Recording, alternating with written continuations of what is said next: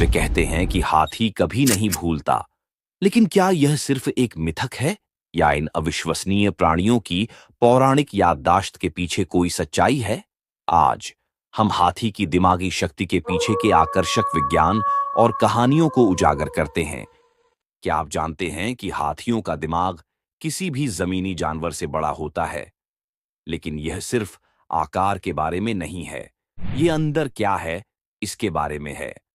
उनके हिप्पोकैम्पस, मस्तिष्क का वह हिस्सा जो याददाश्त और भावनाओं के लिए जिम्मेदार है, असाधारण रूप से विकसित है।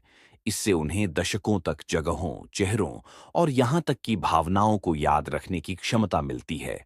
हाथी का दिमाग जीवित रहने के लिए बना होता है।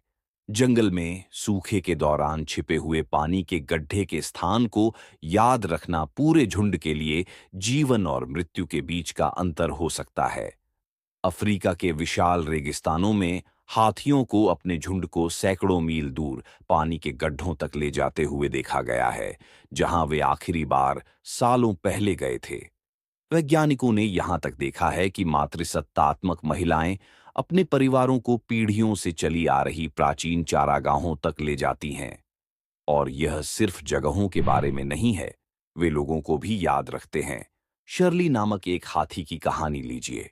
22 साल अलग रहने के बाद शर्ली एक दूसरे हाथी से फिर से मिली, जिसे वह बछड़े के रूप में जानती थी। जिस क्षण उन्होंने एक दूसरे को देखा, उन्होंने खुशी और पहचान में अपनी सूंड आपस में जोड़ ली।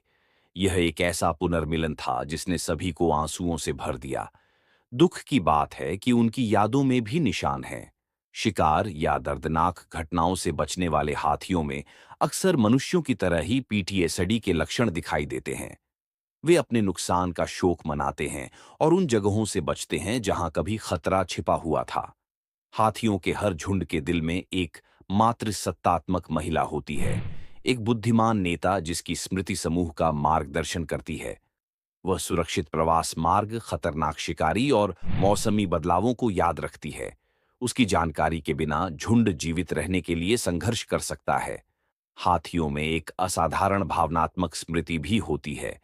जब उनके झुंड का कोई सदस्य मर जाता है, तो उन्हें उस स्थान पर फिर से जाते और हड्डियों को सहलाते हुए देखा जाता है। एक ऐसा कार्य जो शोक मनाने जैसा होता है।